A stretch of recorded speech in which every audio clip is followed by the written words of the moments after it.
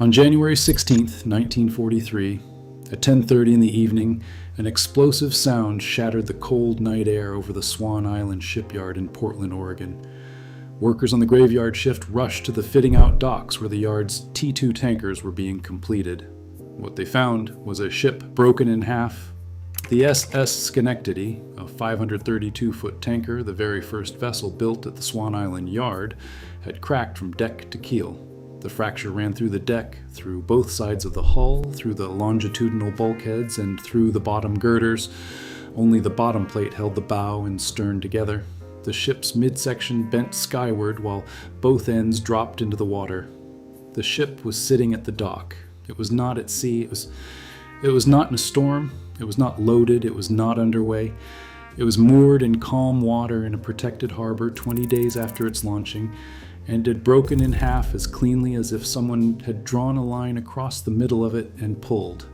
The crack originated at a defective weld. I went looking for the story behind that weld, and what I found was not a shipyard defect. It was the physics of a decision made at the highest level of the American war effort. A decision to build ships faster than the enemy could sink them, using a technique that had never been attempted at industrial scale. A technique that eliminated the most reliable structural safety feature in ship construction. A technique that made it possible to build 2,710 cargo ships in 4 years. A technique that trained waitresses and school teachers and farmhands to do in 2 weeks what skilled tradesmen had spent years learning.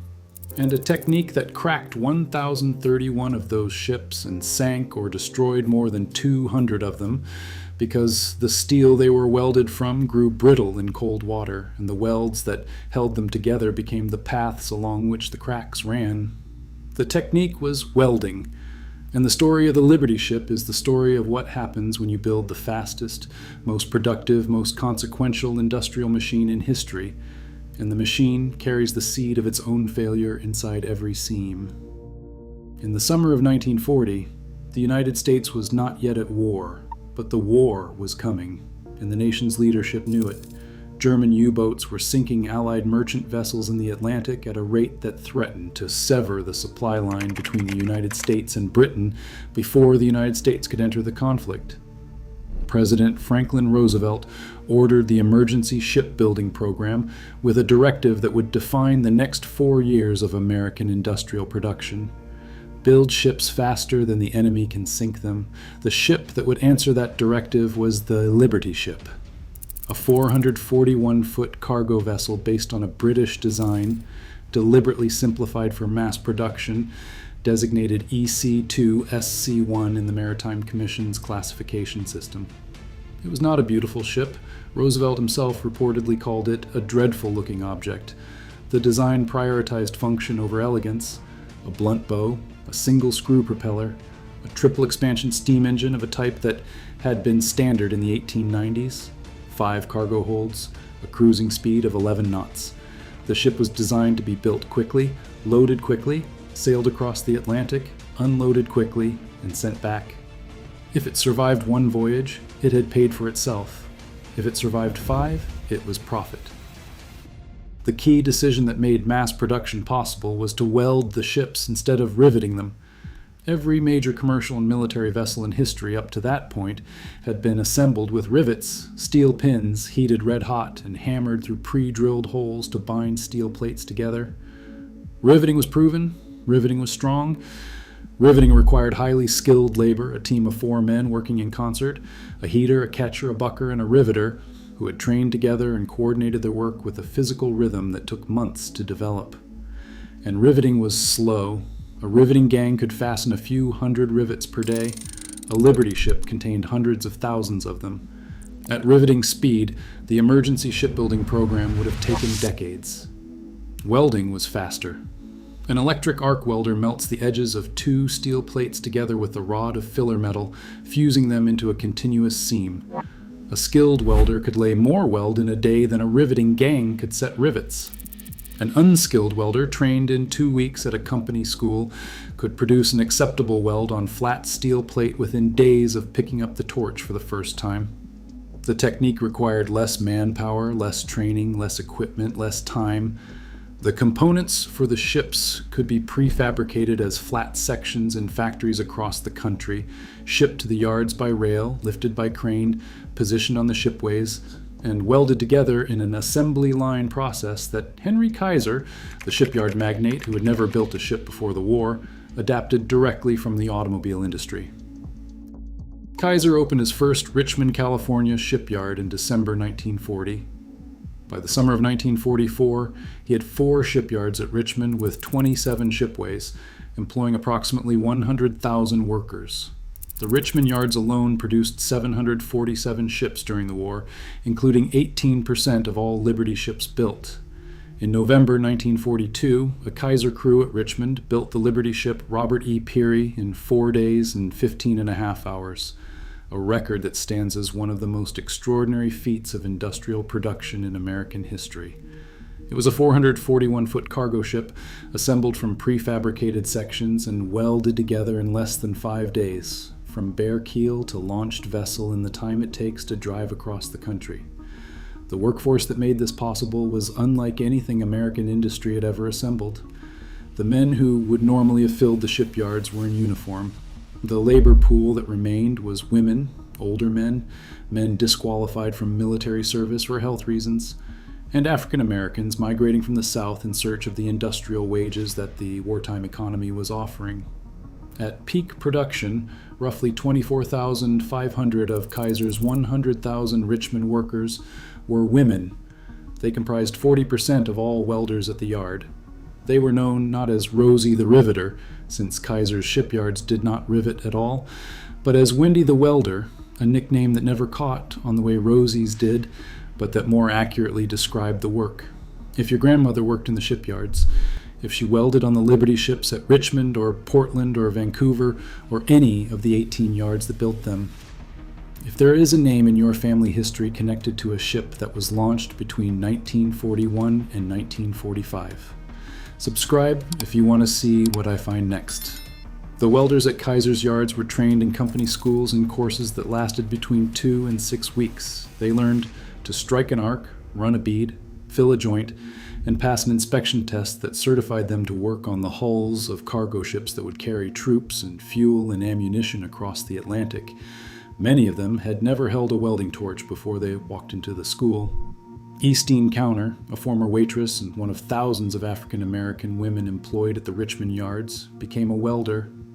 Gladys Theus, hired at the Kaiser Permanente Metals Corporation in Oakland, stayed at her welding post for the duration of the war and was recognized as one of the fastest and most efficient welders on her crew.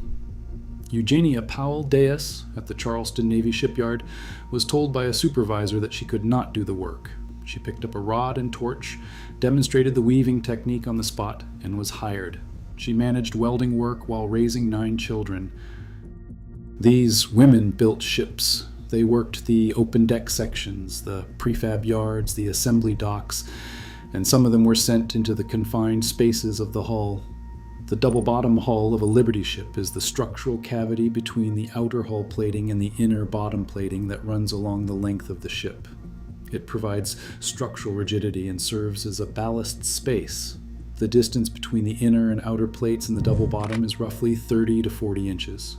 To weld the internal seams of the double bottom, a welder had to crawl inside that space, lie on her back or her side, hold the welding torch above her face or beside her head, strike the arc, and run the bead while the molten filler metal dripped toward her, and the fumes from the rod and the base metal accumulated in the confined space around her. The space was too small for a large man. The women were sent in because they were smaller. A welder named Floridel, interviewed decades later about her experience at Kaiser Richmond, said something that I have not been able to set down since I found it. "I was lucky," she said, "to get assigned to the assembly section that was outdoors. I didn't get sick like a lot of the welders who worked in cramped quarters in the insides of the ships." She didn't get sick. A lot of them did. Welding fumes contain iron oxide, manganese, chromium, zinc oxide, nitrogen dioxide, and carbon monoxide, among other compounds, depending on the base metal and the filler rod. In an open-air environment, the fumes disperse. In a confined space, 30 inches high with no ventilation, they concentrate. A welder lying on her back in the double bottom of a Liberty ship breathed the fumes directly. The arc generated ultraviolet radiation intense enough that a single second of unprotected eye exposure, a single moment of setting the welding hood down to reposition or to wipe sweat, could produce arc flash, a sunburn-like injury to the cornea that caused swelling, pain, and temporary blindness. In the double bottom, the ultraviolet light reflected off the steel surfaces above, below, and on both sides of the welder, amplifying the exposure. The medical reports, compiled by Dr. Sidney Garfield, who provided all medical services to the Kaiser shipyard workers and who would later co-found Kaiser Permanente, documented the scope of the injuries. Lane reported that for every 100 shipyard employees, there were 7.3 injuries in 1943, declining to 5.5 in 1944 and 4.9 in 1945, as safety rules were implemented. At a yard employing 100,000 workers, 7.3 injuries per 100 means 7,300 injuries in a single year. Burns, arc flash, falls from scaffolding and staging, crushing injuries from prefabricated hull sections that weighed tons and were maneuvered by crane. Fume inhalation, cuts from sharp steel edges. The injuries were the cost of the speed, and the speed was the point because the German U-boats were sinking 600,000 tons of Allied shipping per month in 1942, and every day that a Liberty ship was not in the water was a day that the supply line to Britain grew thinner. The ships were built, 2,710 of them. They carried cargo across the Atlantic and the Pacific, and they sustained the Allied war effort. They won the Battle of the Atlantic. Without the Liberty ships, the invasion of Normandy would not have been possible. Without the welders who built them, the Liberty ships would not have been possible. The contribution is not in dispute. The cost is. Because the ships started cracking, the first failures appeared almost immediately. Within months of the first Liberty ships entering service, reports came back of cracks forming in the hull plating, propagating along the welds, and extending from the corners of the cargo hatches where stress concentrations were highest.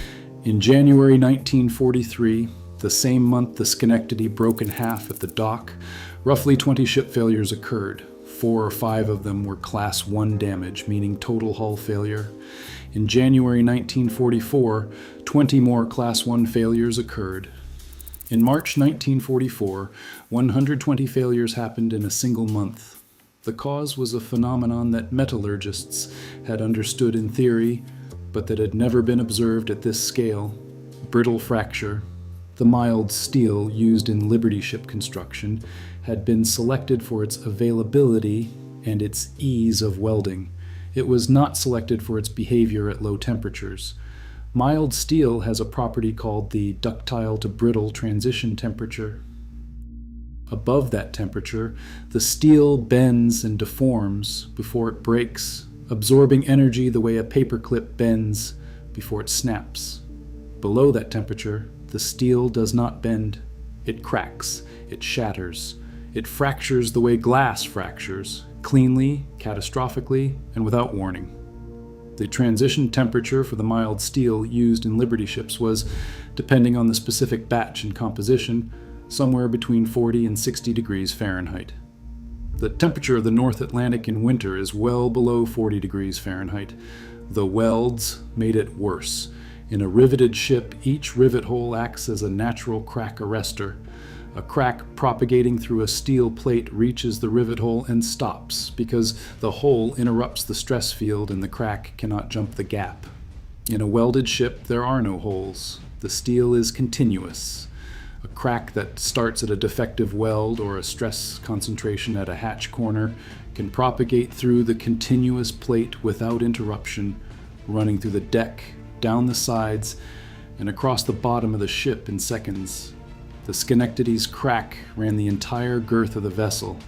The steel did not bend, it did not deform, it snapped the way a frozen rubber band snaps, because the steel was below its transition temperature and the weld gave the crack a path, and the path ran through the entire ship.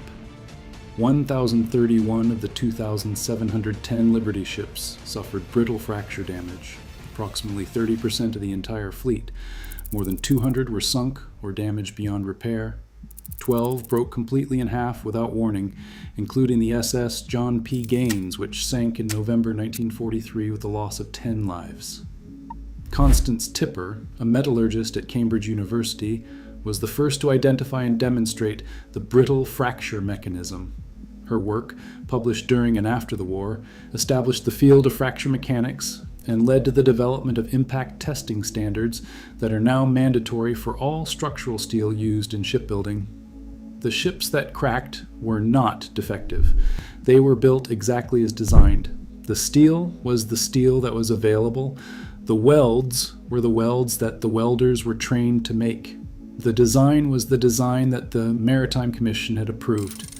The technique that made it possible to build 2,710 ships in 4 years was the same technique that eliminated the natural crack arresters that riveted construction had provided for a century.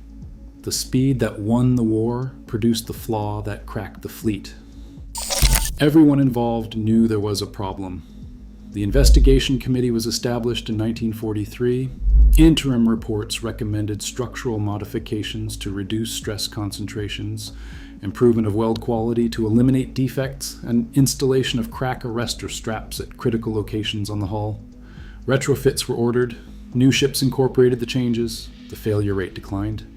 But the ships already in service, the ships already crossing the Atlantic with their welds intact and their steel growing brittle in the cold, continued to crack.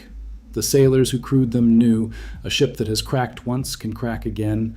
A ship whose sister vessels have broken in half cannot be trusted not to do the same. The crews sailed anyway because the war required them to sail and because there were no other ships to put them on. The Kaiser shipyards closed at the end of the war. The workforce of 100,000 dispersed.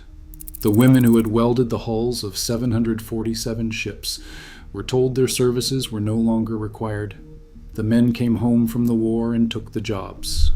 Wendy the welder went back to wherever she had come from before the yard, except that she'd been trained to weld, and she'd spent 3 years inside the hull of a ship, and she'd breathed the fumes and taken the arc flash and earned the wages, and now the wages were gone, and the skill was unwanted, and the contribution was, like so many contributions on this channel, acknowledged in theory and erased in practice.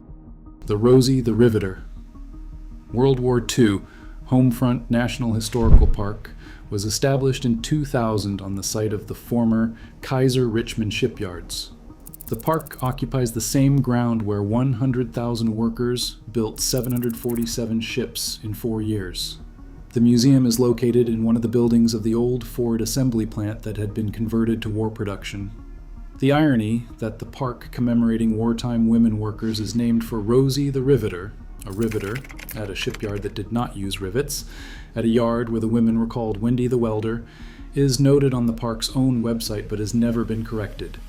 The name endures. The name is wrong.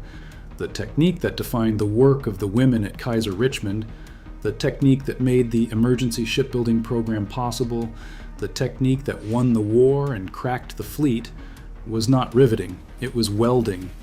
And the women who did it are commemorated under the wrong name at the park built on the site where they did it. The SS Red Oak Victory, the last surviving ship built at the Kaiser Richmond yards, floats in the Richmond Harbor as a museum. It was launched in November 1944. It is a victory ship, a later design that corrected many of the Liberty ship's structural flaws. It was welded. The welds have held for 80 years. The metallurgy improved, the standards improved, the training improved, the steel improved. Everything that was wrong with the early Liberty ships was eventually fixed. And the knowledge that fixed it was purchased by the 1,031 ships that cracked and the crews that sailed them and the welders who built them in confined spaces at the bottom of hulls where the fumes accumulated and the arc light bounced off every surface, and the 2 weeks of training was all the preparation the war allowed. I started with a sound, an explosive boom at 10:30 on a January night in Portland, Oregon. The SS Schenectady, 20 days old, sitting at the dock, broke in half because the steel was cold and the weld was continuous and the crack had a path, and the path ran through the entire ship. 1,031 Liberty ships cracked.